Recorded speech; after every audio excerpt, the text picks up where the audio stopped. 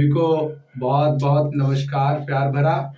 और आज मैं पहली बार आपके सामने अक्षर गंगा चैनल के माध्यम से मैं उमेश आचार्य आपके समक्ष हिंदी भाषा में जो काव्य के सौंदर्य हैं, हिंदी की कविता कैसे अच्छी लगती है, तो उसको अलग अलग विद्वानों ने अपने अपने ढंग से बहुत सारी बातें कही हैं। आइए हम जानते हैं कि काव्य सौंदर्य के तत्व कौन कौन से होते हैं भिन्न भिन्न कक्षाओं में, और उच्च स्तर की कक्षाओं में भी ये आवश्यक हो जाता है कि जब हम काव्य पढ़ते हैं, साहित्य पढ़ते हैं, और उस काव्य सौंदर्य के तत्व जानना आवश्यक हो जाता है। आइए जानते हैं कि काव्य सौंदर्य के तत्वों में सबसे आवश्यक क्या है। तो इनको जानने से पहले आपको ये जानना पड़ेगा कि काव्य जो है वो है क्या। तो काव्य के लिए कई विद्वानों ने अपने ढंग से कहा है वाक्यम रसात्मकम काव्यम। काव्य क्या है, तो कहते हैं रस से भरा हुआ है। और किसी ने कहा काव्य से आत्मा ध्वनि, कहते हैं काव्य की आत्मा ध्वनि को बताया। तो जो ध्वनिवादी आचार्य हैं वो ध्वनि को काव्य की आत्मा बताते हैं, और कोई रस को बताता है और कोई अलंकारों को बताता है। कि जो काव्य के तत्व है मुख्य रूप से किसी ने ध्वनि को बताया, किसी ने रस को बताया, किसी ने कहा कि शोभाकारान जो जितने भी सुंदर सुंदर चीजें उसमें लगती है चमकती हुई, अलंकारों को बताया। तो कुल मिलाकर के जो काव्य है वो काव्य के रूप में आज हम जानते हैं कि काव्य कैसे आरंभ होता है और वो कविता किन किन तत्वों पर आधारित होती है। तो आइए देखते हैं पहला जो इसका लेशन है। आज हम काव्य के शोभा बढ़ाने वाले तत्वों को जैसे अलंकार कहते हैं, किंतु आज हम उसमें जो रस होता है उन रस को हम जानेंगे, क्योंकि बिना रस को जाने हुए हम काव्य की अनुभूति कर ही नहीं सकते।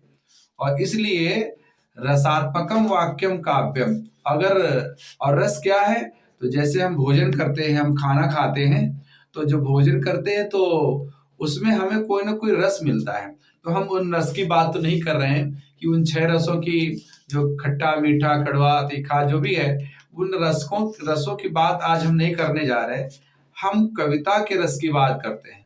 और जब कविता के रस की बात करते हैं तो उनमें हमने देखा है कि उन 9 रसों में बांट दिया गया। मुख्य रूप से रस के 9 भाग होते हैं, और उन रसों को लेकर के रस का एक अर्थ है आनंद, रस का एक आनंद है अर्थ। और अब हम देखेंगे कि वो रस किस प्रकार से प्रकट होता है। तो कहा गया कि जिस काव्य को पढ़ने से हमें आनंद की अनुभूति होती है, जो कुछ बहुत अच्छा लगता है, जो जैसा भाव हमारे अंदर उमड़ता है, और उसे ही रस कहा जाता है। और इसलिए जो लोग सुनने वाले होते हैं, पढ़ने वाले होते हैं, उसके अंदर कैसा रस स्थित है, कैसा भाव उसके अंदर से उमड़ रहा है, और उससे जब हम बाहर निकलते हैं और उसके अंदर विभाव आदि जो प्रकट होते हैं, और वो जब मिल करके एक रस के रूप में हमारे समक्ष आते हैं, तो हमें वो कविता सुंदर लगने लगती है। आइए सबसे पहले हम जानते हैं जो नाट्य शास्त्र के प्रमुख मुनि हैं, प्रणेता हैं, जिनको हम जानते हैं भरत मुनि के नाम से। उन्होंने अपने ग्रंथ नाट्य शास्त्र में बहुत पहले ही 36 अध्याय उन्होंने जो लिखे हैं, और उनमें नाट्य शास्त्र का जो प्रामाणिक और बड़ा विस्तृत विवेचन किया है। तो उसके अनुसार उन्होंने ये कहा है कि संसार,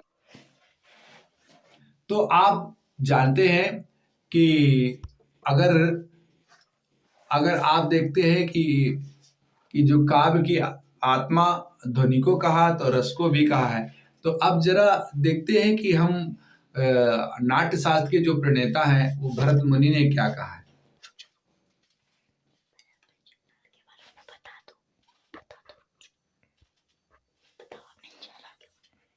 और कहा कि उन्होंने लिखा है न तज्ज्ञानम न तत्शिल्पम न च सविद्या न स कला नासो योगो न तत्कर्म नाट्यस्मिन् यन्न दृश्यते। कहा जो नाट्य शास्त्र है उसमें ऐसी कोई कला नहीं है और न कोई ऐसा शिल्प है, न कोई ऐसा ज्ञान है जो इसमें दिखाई न देता हो।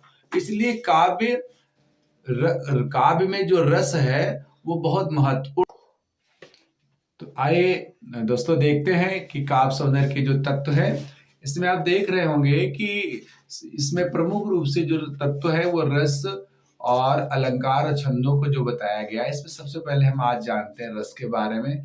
तो देखिए रस जो होते हैं वो 9 होते हैं। आप देख रहे हैं ये प्रकाश के ये 9 रसों के बारे में बताया गया है। इस प्रकार से ये 9 रस हैं और ये जो 9 रस हैं इसमें प्रमुख रूप से हम इन्हीं के माध्यम से काव्य की अनुभूति कर पाते हैं। और जब काव्य की अनुभूति रसों से होती है, यानी रस का तात्पर्य आनंद बताया गया है। रस को हम आनंद कहते हैं क्योंकि इसके बारे में आप देखते हैं कि ये पूरा का पूरा जो पार्ट है इसको थोड़ा इरेज कर देते हैं जिससे कि आपको समझने में आसानी होगी। और अब यहाँ पर लिखा है, देखो भरत मुनि ने अपने ढंग से इस रस को अपने ढंग से उसकी व्याख्या की है। और जब आप अगर इसको देख पा रहे होंगे तो मैं आपको देख रहा हूं इसमें जो श्लोक एक लिखा है उसके बारे में एक सूक्ति जैसी लिखी है। कहा विभाव अनुभाव विभावानुभावा व्यभिचारी संयोगा 10 रस निष्पत्ति। अब इसमें जब ये बात करते हैं, देखिए आपको इसके बारे में यहाँ पर अभी थोड़ा मैं छोटा करता हूँ इसको और तब आपको ये हाईलाइट करता हूँ तो आपको पता लगेगा कि इसके बारे में जो हमारे बहुत विद्वान यानी भरत मुनि हुए हैं, जो इसके प्रणेता है नाट्य शास्त्र के, उन्होंने रस के बारे में जो इस सरल रूप से और विशेष रूप से बताया है वो है कि जो विभाव है अनुभाव है और विभाव अनुभाव के आधार पर हम उससे और स्थायी भाव मिल करके और तब जाकर के रस की निष्पत्ति होती है। तो कहा है उन्होंने विभाव अनुभाव व्यभिचारी संयोगात रस निष्पत्ति। अर्थात क्या होता है विभाव और अनुभाव और व्यभिचारी भाव यानी संचारी भाव से रस की निष्पत्ति होती है। अगर विभाव अनुभाव आदि नहीं है और उसके अंदर संचारी भाव नहीं है तो रस की निष्पत्ति नहीं होगी। यानी रस की निष्पत्ति के लिए जरूरी है कि विभाव हो अनुभाव हो संचारी भाव हो और होते हैं उसके साथ स्थायी भाव जब मिलता है तो रस की निष्पत्ति हो जाती है। और इसलिए आज हम पहले सबसे जानते हैं कि मुख्य रूप से जो 9 रस हैं और उस 9 रसों में से कोई एक रस ऐसा है जिसके हम 2 भाग और कर सकते हैं।